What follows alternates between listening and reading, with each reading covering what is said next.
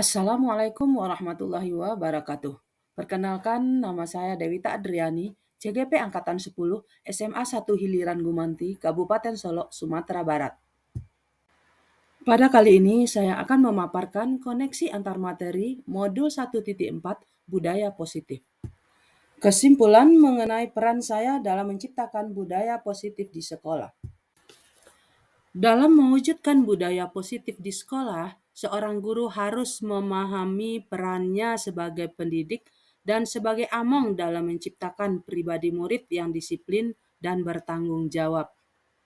Budaya positif di sekolah dapat terwujud dengan menerapkan konsep-konsep inti seperti penerapan disiplin positif, memahami motivasi perilaku manusia, dalam hal ini hukuman dan penghargaan, mengetahui posisi kontrol seorang guru, membuat keyakinan sekolah atau kelas, menggunakan segitiga restitusi dalam menyelesaikan masalah murid. Disiplin positif.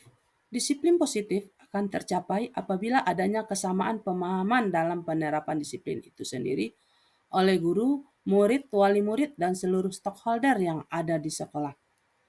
Cara penerapan disiplin positif mengacu kepada penerapan disiplin pada diri murid agar memiliki rasa tanggung jawab terhadap apa yang dilakukan berdasarkan nilai-nilai kebajikan.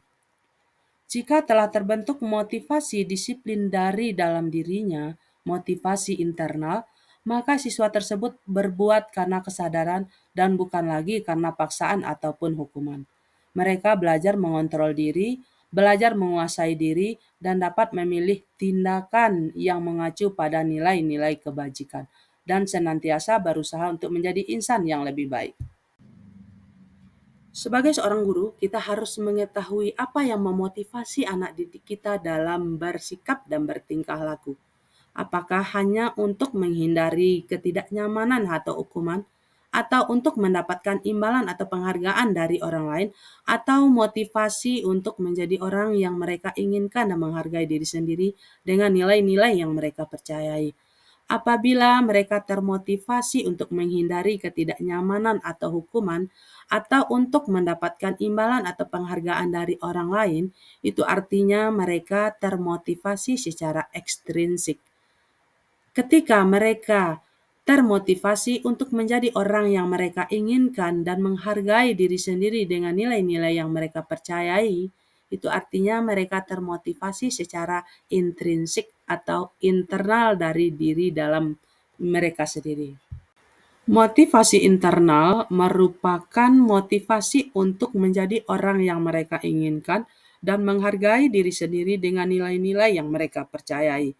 Dalam hal ini, mereka menghindari ketidaknyamanan atau hukuman dan penghargaan yang berlebihan agar meminimalisir motivasi eksternal diri murid. Posisi kontrol seorang guru. Ada 5 posisi kontrol seorang guru yang kita kenal. Yang pertama, posisi sebagai penghukum. Yang kedua, posisi sebagai pembuat rasa bersalah. Yang ketiga, posisi sebagai teman. Keempat, posisi sebagai pemantau. Dan kelima, posisi sebagai manajer. Diharapkan kita sebagai seorang guru berposisi sebagai seorang manajer, yang mana guru berbuat sesuatu bersama dengan murid, mempersilahkan murid mempertanggungjawabkan perilakunya, mendukung murid agar dapat menemukan solusi atas permasalahannya sendiri. Kemudian seorang manajer telah memiliki keterampilan di posisi teman maupun pemantau. Namun bila kita menginginkan murid-murid kita menjadi manusia yang merdeka, mandiri dan bertanggung jawab, maka kita perlu mengacu kepada restitusi yang dapat menjadikan murid kita seorang manajer bagi dirinya sendiri. Keyakinan kelas. Keyakinan kelas bukan peraturan kelas. Guru berperan dalam mewujudkan terbentuknya keyakinan sekolah atau kelas dengan adanya kesepakatan antara guru dan murid. Kedua, keyakinan sekolah atau kelas merupakan pernyataan universal yang mudah diingat, dipahami, dan harus diterapkan dalam lingkungan sekolah. Penerapan segitiga restitusi dalam menyelesaikan masalah. Segitiga restitusi merupakan suatu proses dialog yang dijalankan oleh guru dan murid agar dapat menghasilkan murid yang mandiri dan bertanggung jawab. Guru berperan sebagai manajer dalam menyelesaikan masalah dengan menerapkan segitiga restitusi.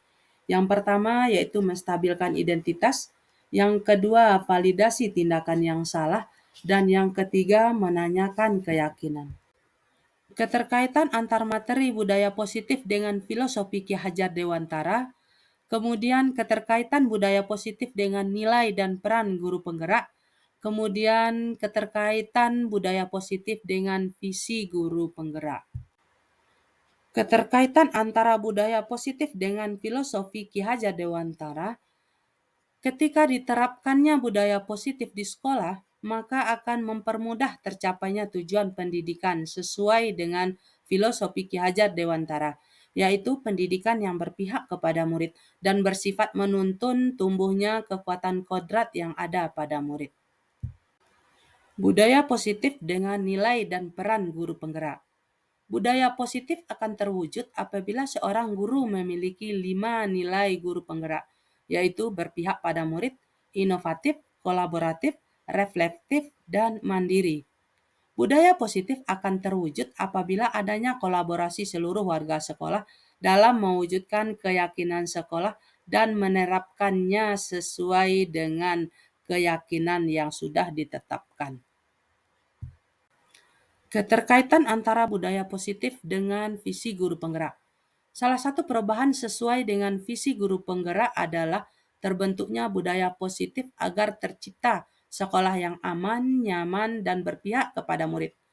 Untuk mewujudkan visi guru penggerak tersebut, menggunakan prakasa perubahan sesuai dengan filosofi Ki Hajar Dewantara dan profil pelajar Pancasila. Penutup, dalam penerapan program disiplin positif, hendaknya guru memiliki standar kepribadian, profesional, dan sosial yang baik, di mana guru mampu merefleksi dirinya dalam posisi kontrol saat ini. Bagaimana dirinya sebagai among atau manajer yang menuntun murid-muridnya menjadi insan yang mandiri, merdeka, dan bertanggung jawab. Standar pendidikan nasional.